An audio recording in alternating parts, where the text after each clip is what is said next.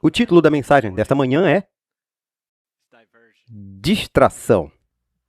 Nesta manhã, eu quero ir direto ao ponto e dizer que eu desejo falar sobre algo que pode ser um pouco desafiador, especialmente considerando a atmosfera em que estamos vivendo atualmente. Vivemos num mundo que enfrenta dificuldades em muitas frentes e ainda assim vemos o UFC montando uma grande, seja como se chama, uma arena em frente à Casa Branca. Vemos pessoas gastando milhares e milhares de dólares para assistir a um jogo do Knicks. E o preço médio de um ingresso para esses jogos de futebol, a Copa do Mundo, $4.000 o ingresso. Eu acho que caiu para 1.000, mas eu espero que isso não desperte seu interesse. A minha tese nesta manhã é a seguinte: isso não é apenas uma distração, é um desvio. Ou seja, é uma tática do diabo. Algo que já vimos acontecer antes.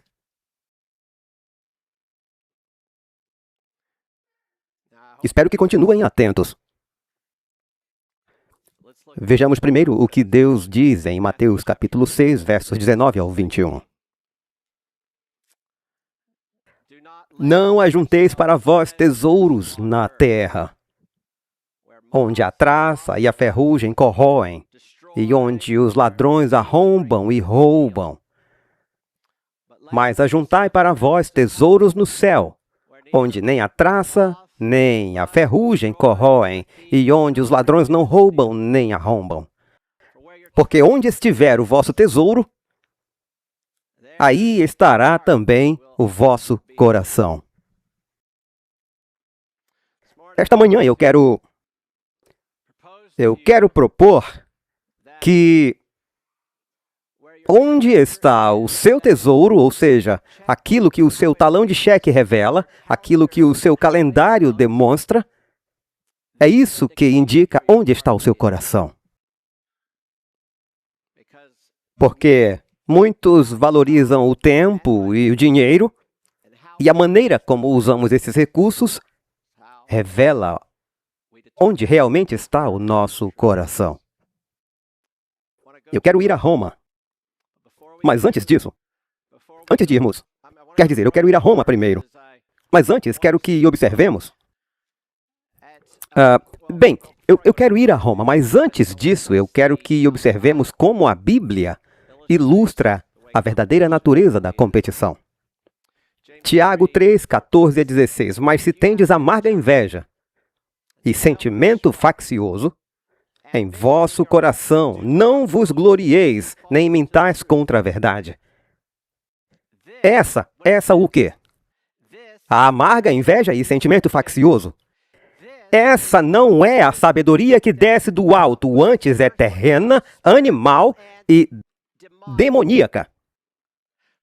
Pois onde há inveja e ambição egoísta, aí há confusão e toda espécie de práticas malignas.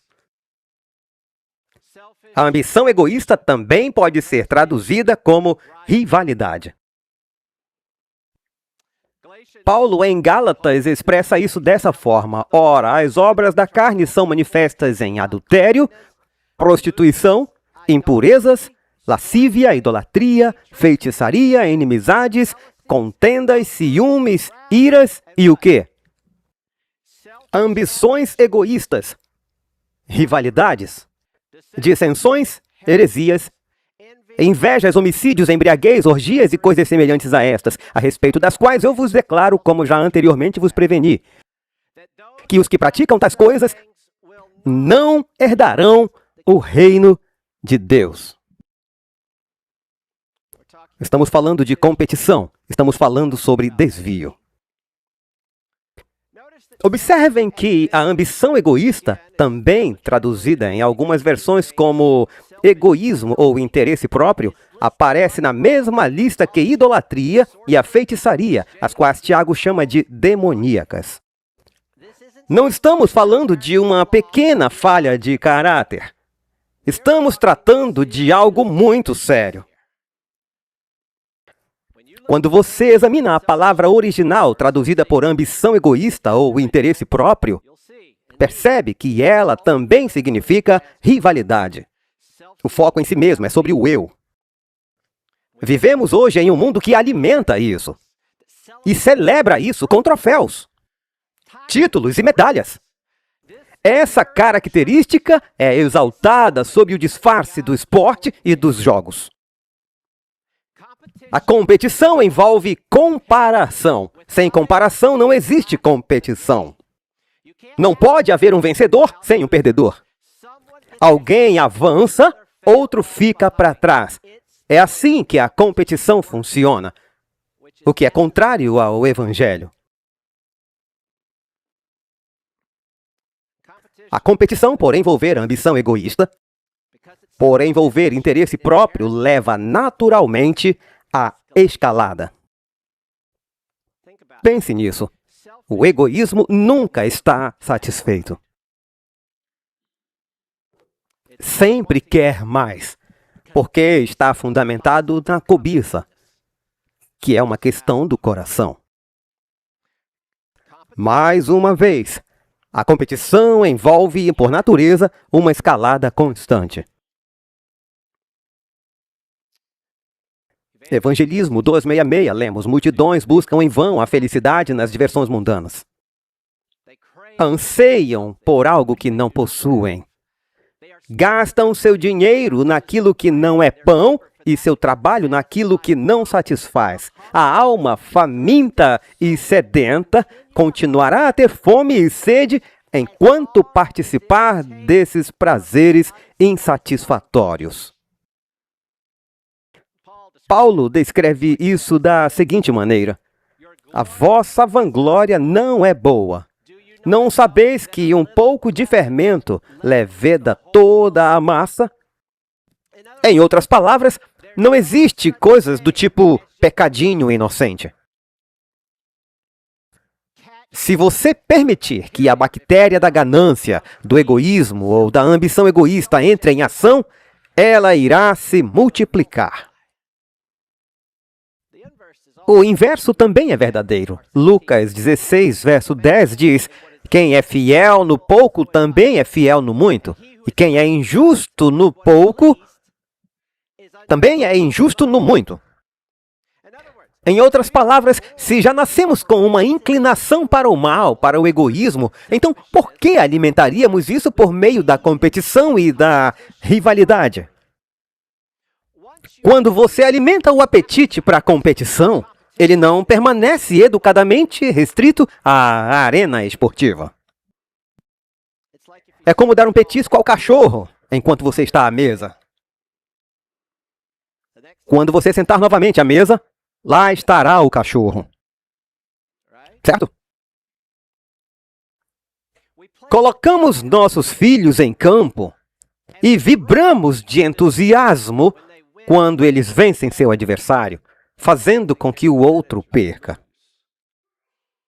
Depois os levamos à igreja, esperando que acreditem em nós quando lhes ensinamos a colocar os outros acima de si mesmos. Como lemos nas Escrituras esta manhã, homens adultos adormecem durante o culto, mas ficam na ponta da cadeira durante uma prorrogação de seu jogo favorito, vestindo a camisa do seu time, pintando o rosto ou até usando algo estranho na cabeça, como um bloco de queijo. Homens adultos. E nós... Essa não é uma daquelas mensagens fáceis. Mesmo assim, esperamos que nossos filhos acreditem quando dizemos que nada é mais importante do que a sua caminhada com Jesus. Quer dizer, pessoal, basta parar e pensar por um momento. Essas duas coisas são profundamente incompatíveis. Como esperamos que os nossos filhos nos levem a sério? A história ilustra isso de maneira poderosa e dolorosa. Considerem o poderoso Império Romano e os efeitos que os esportes exerceram sobre ele. Para entender os jogos, Precisamos compreender o que veio antes deles. Não entretenimento, mas economia. Nos séculos anteriores a Cristo, a riqueza de Roma cresceu de forma explosiva por meio de suas conquistas militares. Porém, essa riqueza fluía quase inteiramente para as mãos de uma elite cada vez menor. A.T. Jones retrata esse cenário de forma bastante clara em Os Dois Governos. À medida que essas duas classes se distanciavam cada vez mais uma da outra, os ricos ficavam mais ricos e os pobres mais pobres, deixou de existir uma classe média capaz de manter a ordem no governo e na sociedade por meio do equilíbrio do poder. O historiador Philip Schaff expressou a mesma ideia. Uma classe média composta por cidadãos trabalhadores, a única base sólida para uma comunidade saudável, não pode coexistir com a escravidão que degrada o trabalho livre. Como era mais barato utilizar escravos do que contratar trabalhadores para cuidar de suas propriedades cada vez maiores, os romanos passaram a usar os prisioneiros capturados em suas guerras de conquista. Muitos deles eram altamente habilidosos e inteligentes. Esses escravos substituíram a classe média remunerada, empurrando-a para fora do campo e para dentro das cidades, novamente citando Jones. Ao chegarem às cidades, encontraram todos os ofícios e ocupações preenchidos por escravos, cujo trabalho apenas aumentava a riqueza dos milionários, tornando impossível competir com eles. A única alternativa era seguir os agitadores políticos, tornando-se instrumento de suas ambições, vendendo seu voto ao maior lance e esperando receber uma parte mais justa das riquezas monopolizadas pelos ricos. Veja a resposta de Roma para este dilema. Uma massa cada vez maior de cidadãos desempregados e sem perspectiva. Para aquele momento difícil, a resposta de Roma foi prover pão e circo. Jones descreve este momento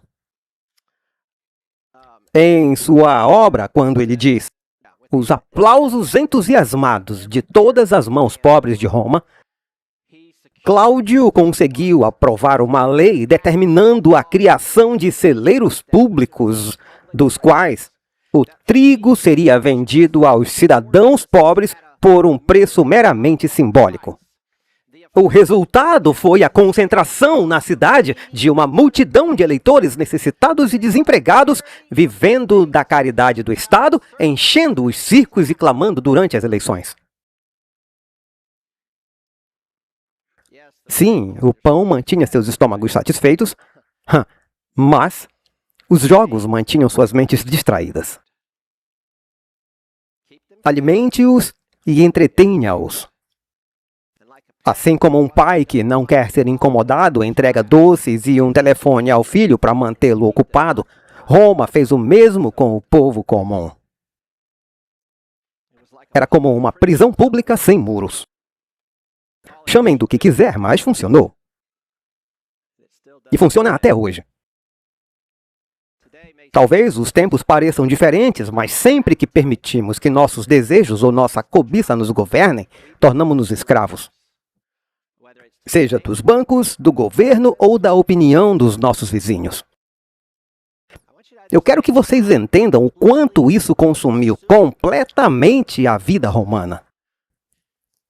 Gibbon, Edward Gibbon, autor da monumental obra sobre a história do Império Romano, descreve multidões que frequentemente chegavam a 400 mil pessoas. Escreve: os espectadores, que por vezes chegavam ao número de 400 mil, permaneciam em ansiosa atenção, com os olhos fixos nos cavalos e nos cocheiros, suas mentes agitadas entre esperança e medo pelo sucesso das cores que defendiam. E a felicidade de Roma parecia depender do resultado de uma única corrida. Na época de Cristo, Roma já possuía mais de 100 dias por ano dedicados a feriados e espetáculos públicos. De fato, por volta do século IV, Pouco antes do colapso e da fragmentação do Império, havia aproximadamente 175 dias do ano reservados para jogos e festividades. Diz-se que os jogos de gladiadores tiveram origem em um ritual fúnebre por volta de 264 a.C. Mas, com o passar do tempo, transformaram-se em entretenimento popular. Sejam corridas de bigas ou combates de arena, as multidões exigiam cada vez mais emoção, mais intensidade e cenas mais extremas. Sangue e morte tornaram-se elementos necessários para satisfazer seus desejos carnais. Naqueles dias havia 4 cores, ou equipes, por assim dizer: vermelho, branco, azul e verde. E cada pessoa vestia sua cor com orgulho. Lembram da escalada? Lembrem-se, rivalidade gera escalada. Competição produz escalada. E tudo foi se tornando cada vez mais extremo, porque a ambição egoísta não conhece limites. Tertuliano, um cristão que viveu entre 155 e 220 depois de Cristo, escreveu estas palavras: onde há prazer, há intensidade de sentimento, que dá sabor ao prazer. E onde há intensidade de sentimento, há rivalidade, que por sua vez acrescenta seu próprio sabor. E onde existe rivalidade, existe também a ira, a amargura, a cólera e o sofrimento. Tertuliano, cristão, na época do Império Romano. Então, a sua descrição resume perfeitamente aquela época do Império Romano. Tiago estava certo ao classificar a ambição egoísta como algo demoníaco.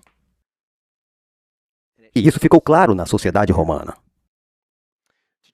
Tertuliano vai ainda mais longe do que as palavras que acabei de compartilhar. Ele argumenta que os jogos não eram apenas moralmente destrutivos. Afirmava que eles eram literalmente consagrados a algo demoníaco.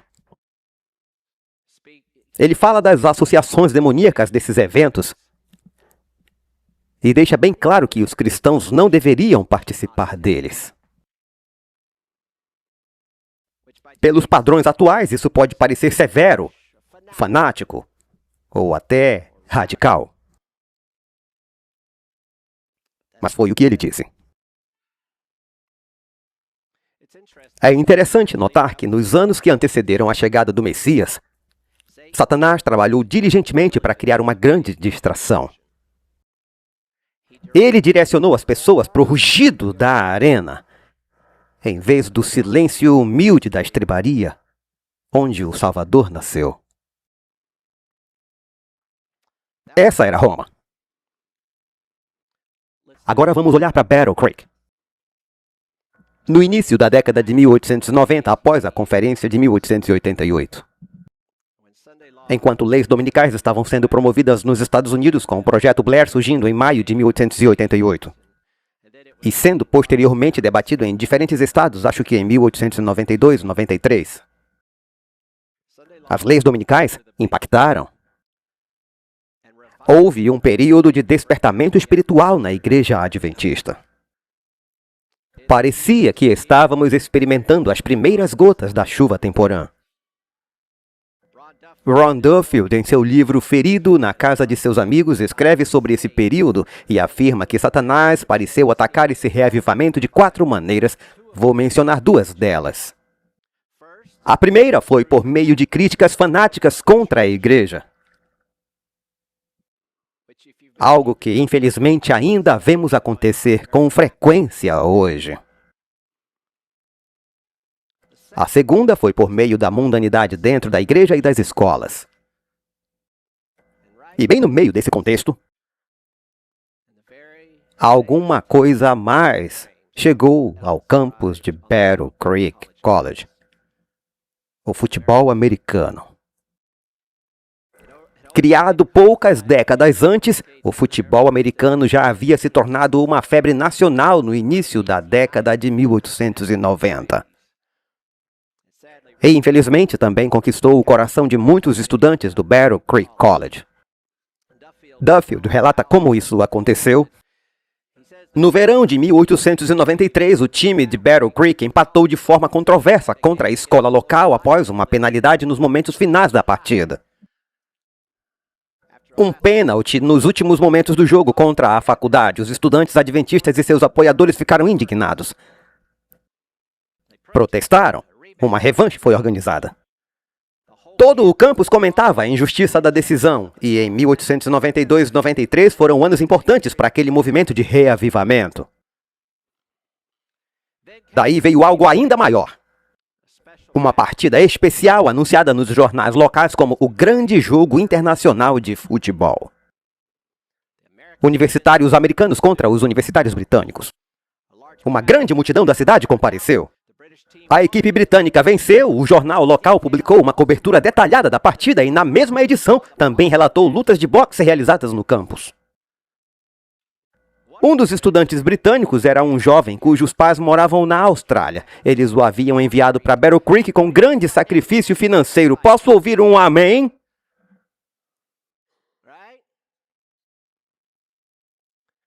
Especificamente para que ele recebesse uma educação cristã e, ousamos dizer, uma educação adventista.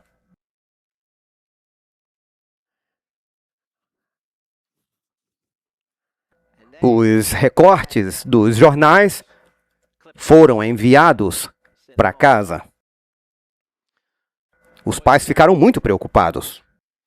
Eles levaram aqueles recortes dos jornais que contavam a história para Ellen White, que estava na Austrália naquele momento. O que se seguiu foi uma série de cartas escritas durante a segunda metade de 1893 e continuando em 1894. São algumas das declarações mais diretas que ela fez sobre este assunto. Cito: sob a direção de quem os jogos e o boxe estavam treinando os jovens? Sob a direção de Satanás, levando-os a desenvolver seus atributos e seu espírito de ambição egoísta. E se eles pudessem ver Jesus, o homem do Calvário, olhando para eles com tristeza, como me foi mostrado em visão? O tempo está cheio de sinais do conflito que se aproxima para estarmos educando os jovens em diversões e jogos. Isso soa familiar hoje. Dói meu coração ler cartas em que essas atividades são mencionadas e nas quais se escreve expressões como "Oh, nós nos divertimos tanto!". No mês seguinte, escrevendo diretamente aos professores e estudantes do colégio, ela recorreu a uma cena da história de Israel que para ela parecia exatamente um paralelo da situação. Ela escreveu: Moisés havia subido ao monte para receber instruções do Senhor e toda a congregação deveria estar em atitude humilde diante de Deus. Mas, em vez disso, comeram, beberam e levantaram-se para divertir-se. Houve uma experiência semelhante em Battle Creek? Ela perguntou. As diversões estão fazendo mais para neutralizar a atuação do Espírito Santo do que qualquer outra coisa e o Senhor está entristecido. Mais tarde, em outubro, escrevendo novamente a Prescott, ela citou o futebol como um perigo específico e apontou seus leitores para um texto que deve ter sido arrepiante de ler. Ao longo dos anos, a paixão pelos jogos de futebol e outras gratificações egoístas semelhantes... O que ela disse? Outras gratificações egoístas semelhantes têm exercido uma influência enganadora. Ela nos orienta, por favor, leiam Ezequiel 9. Quem leva o sinal, a marca de Deus, na testa? Os homens que suspiram e choram pelas abominações cometidas no meio de Jerusalém, entre aqueles que professam ser o povo de Deus, não aqueles que estão absorvidos em jogos para sua diversão egoísta. Em novembro, escrevendo para Uriah Smith, editor da Review, ela explicou o mecanismo da forma mais clara possível. Quando os estudantes da escola se envolviam em competições e jogos de futebol, quando ficavam absorvidos pela questão dos divertimentos, Satanás via nisso uma boa oportunidade para intervir e tornar sem efeito a atuação do Espírito Santo de Deus na formação e utilização do ser humano. Em janeiro do ano seguinte, olhando para todo aquele episódio, ela escreve: entre os estudantes, o espírito de diversão e brincadeiras foi estimulado. Eles se interessaram tanto pelos jogos que o Senhor foi excluído de sua mente. Ela chegou até mesmo a relacionar essa prática de jogos com a experiência de Roma. Ela escreveu: alguns dos divertimentos mais populares, como o futebol e o boxe, tornaram-se escolas de brutalidade, estão desenvolvendo as mesmas características dos jogos da antiga Roma. E compartilho também esta declaração: Satanás inventou uma multidão de maneiras para impedir os homens de servir a Deus. Ele inventou esportes e jogos, nos quais os homens entram com tanta intensidade que alguém poderia supor que uma coroa da vida seria dada ao vencedor. Não dá para dizer isso de forma mais clara. E penso que vale a pena notar algo. Eu não quero exagerar nisso, mas tirem suas próprias conclusões. Vocês sabiam que o beisebol foi formalizado pela primeira vez em 1845? Muito perto de uma outra data que conhecemos. O futebol da Copa do Mundo em 1863. Também é uma data importante, não é? Bem, chame de coincidência se quiser. O futebol americano surgiu em 1860, o basquete em 1891, o voleibol em 1895. Alguém estava ocupado. Alguém estava vendo o que estava acontecendo. Assim, quando Jesus estava prestes a voltar, ele poderia ter vindo, não? Satanás entrou em ação, apavorado. Procurou desviar a atenção do ser humano para a arena.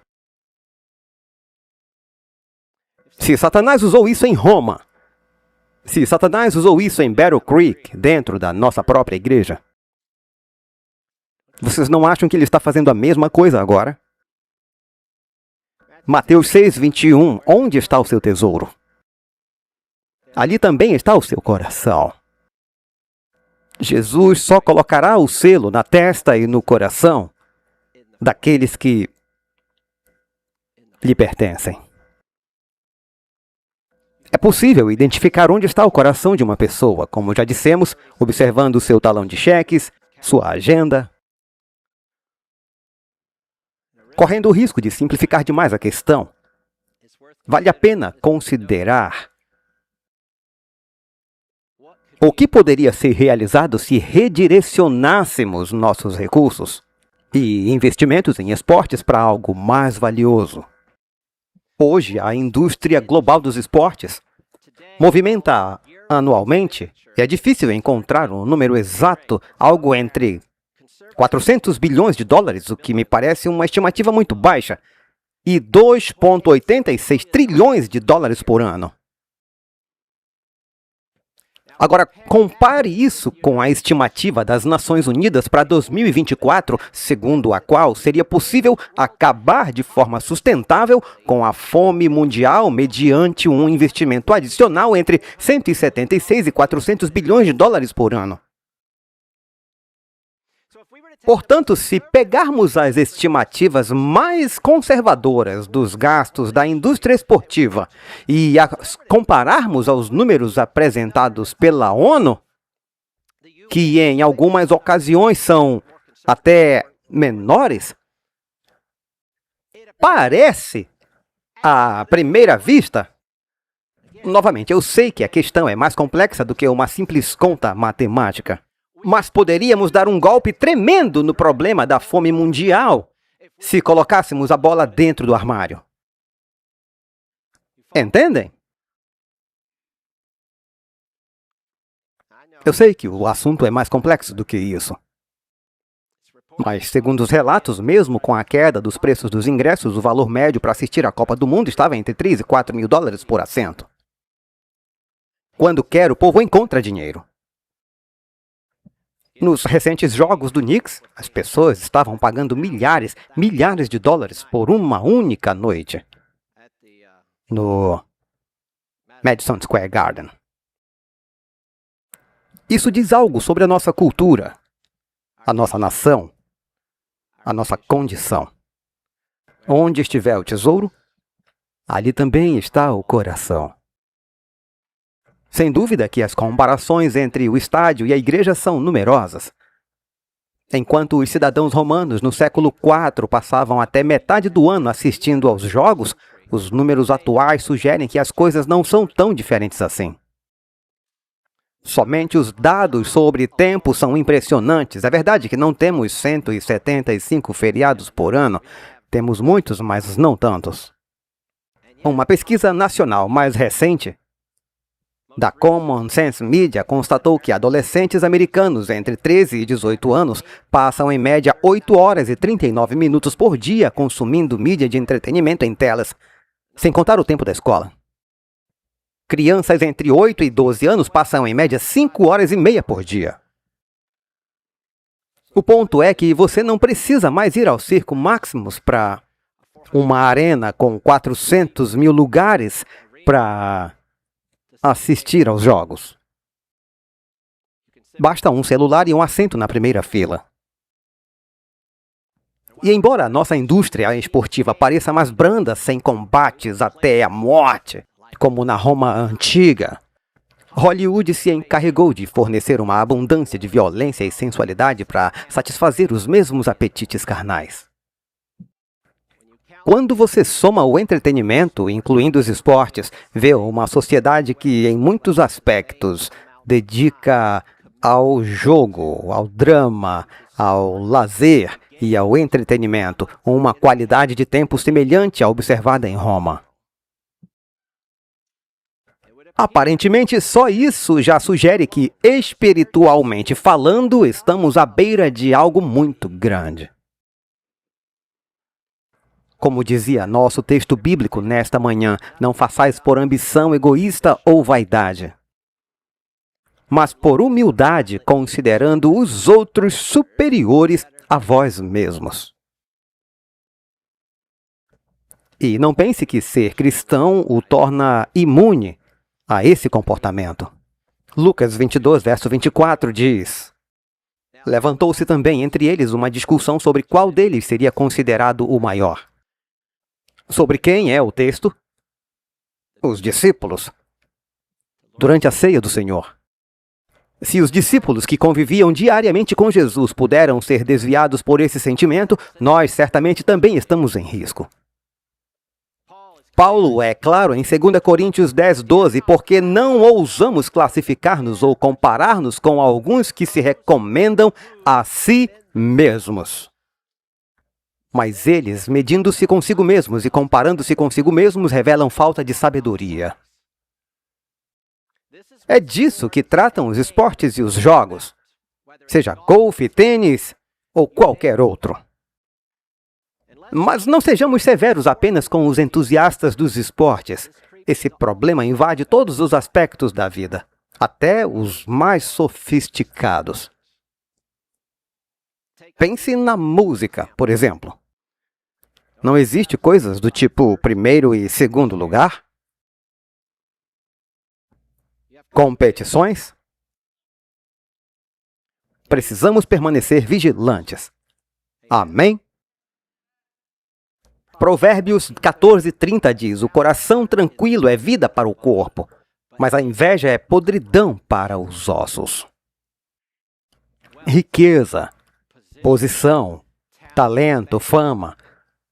Todos nós somos vulneráveis à tentação da comparação e da competição. Vocês lembram da vitória de Davi sobre Golias? Como as mulheres de Israel saíram cantando? Elas cantavam e dançavam. Saul matou milhares, porém Davi matou dezenas de milhares. Então, Saul se sentiu ameaçado e cedeu ao orgulho e ao ciúme enquanto competia pelo primeiro lugar. E a competição o destruiu. E continua destruindo vidas hoje. Ela o escravizou e continua escravizando pessoas hoje.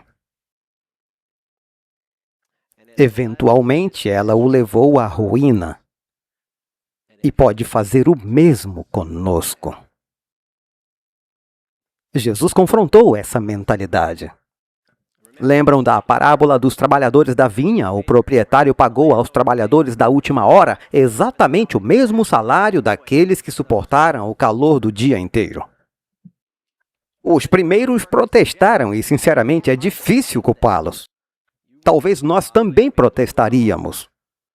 Mas o proprietário não tentou justificar a justiça da decisão. Ele apenas respondeu em Mateus 20:15, não me é lícito fazer o que eu quero do que é meu. Ou são maus os teus olhos porque eu sou bom? Ou considere a história do filho pródigo. O irmão mais velho ficou revoltado porque aquilo não parecia justo. Na mente dele havia se saído melhor que o irmão. É uma mentalidade competitiva. Então ele disse ao pai, há tantos anos te sirvo e jamais transgredi uma ordem tua. Contudo, nunca me deste um cabrito para alegrar-me com os meus amigos. Mas vindo esse teu filho que desperdiçou os teus bens, mataste para ele o novilho gordo. Mais uma vez, o pai claramente não estava fazendo contagem de pontos.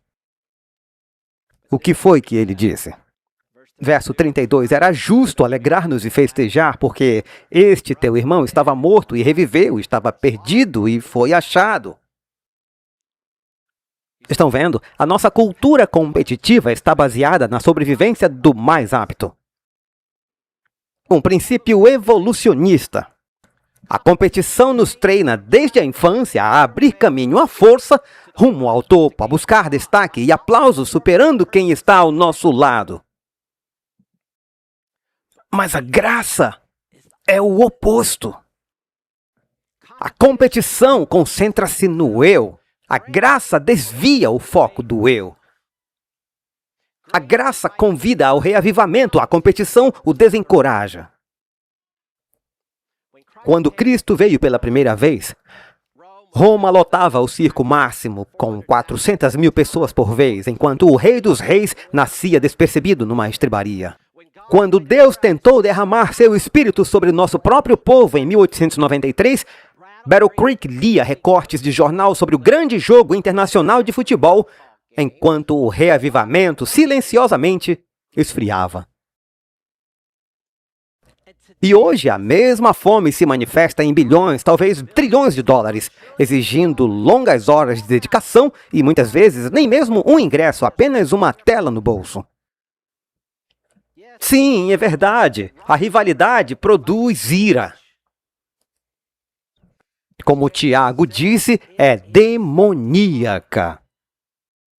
E todas as vezes, o custo não é apenas tempo perdido ou dinheiro desperdiçado. O custo é a atenção que era necessária em outro lugar.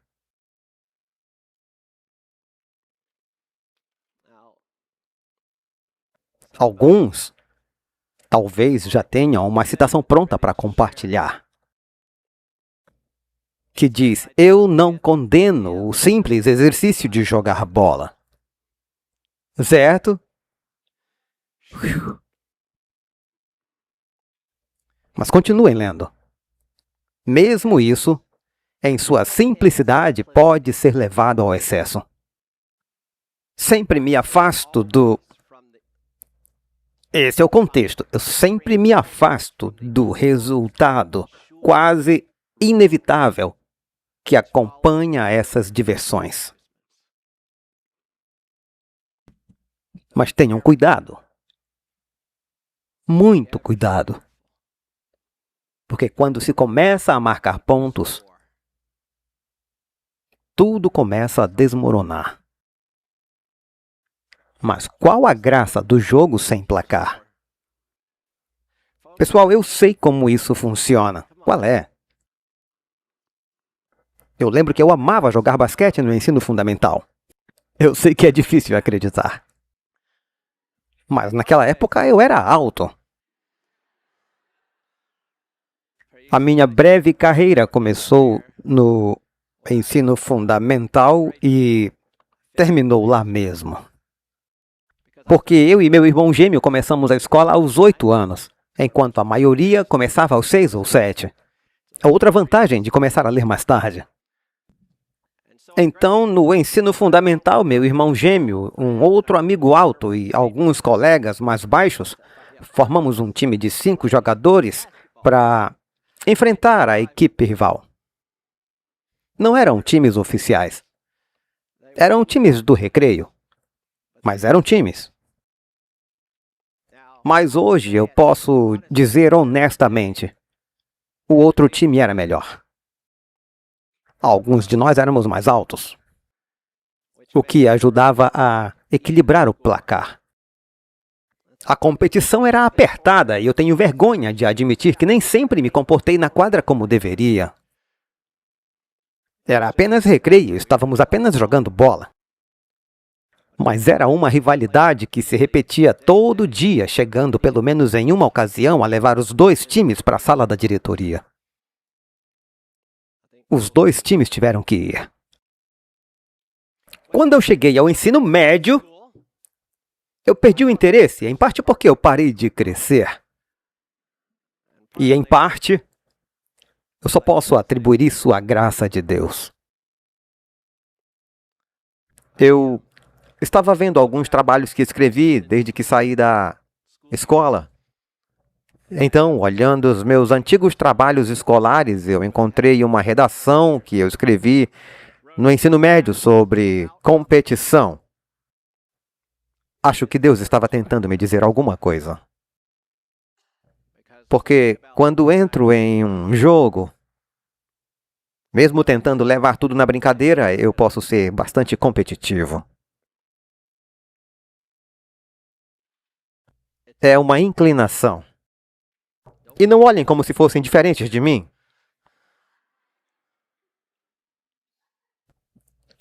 Diante de tudo que analisamos esta manhã, a sobrevivência do mais apto, o fato de que a competição naturalmente leva à escalada da rivalidade, a advertência de Tertuliano aos cristãos dos séculos I e II, e sua recusa em apoiar os jogos, os nossos primeiros conselhos proféticos, advertindo que essas coisas são invenções do diabo, a comparação entre Roma e Battle Creek e como Satanás desenvolveu esses esportes e jogos para nossa ruína. Eu não creio que a resposta honesta a tudo isso possa ou deva ser, então, apenas vigie seu coração enquanto joga.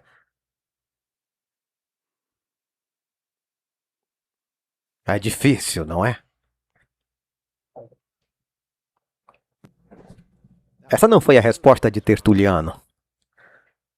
E também não parece ter sido a de Paulo.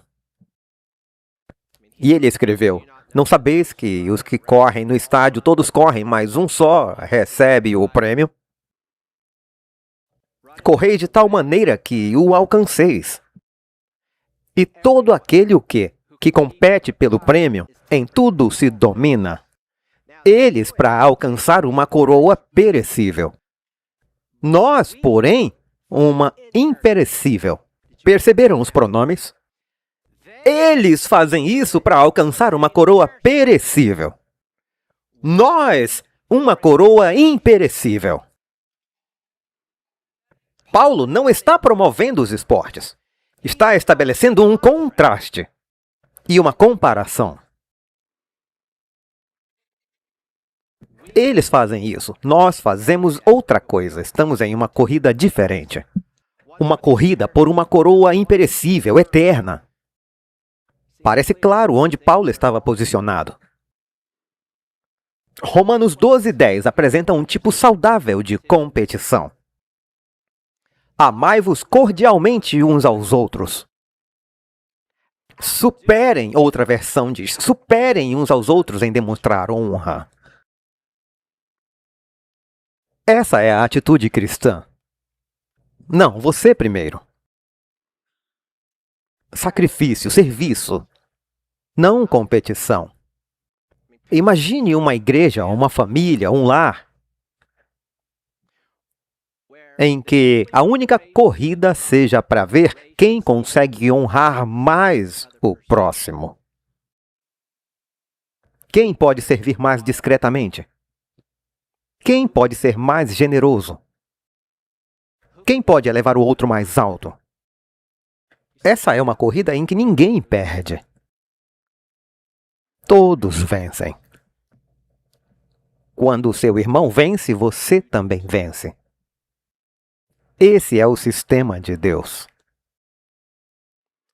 E ela demonstra que o nosso sistema, o sistema desta nação e a deste mundo, está de cabeça para baixo.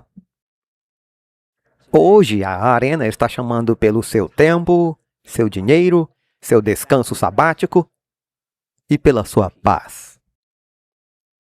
Mas Deus está chamando pelo seu coração. Eu quero convidá-lo nesta manhã a avaliar sua própria vida e descobrir onde realmente está o seu tesouro.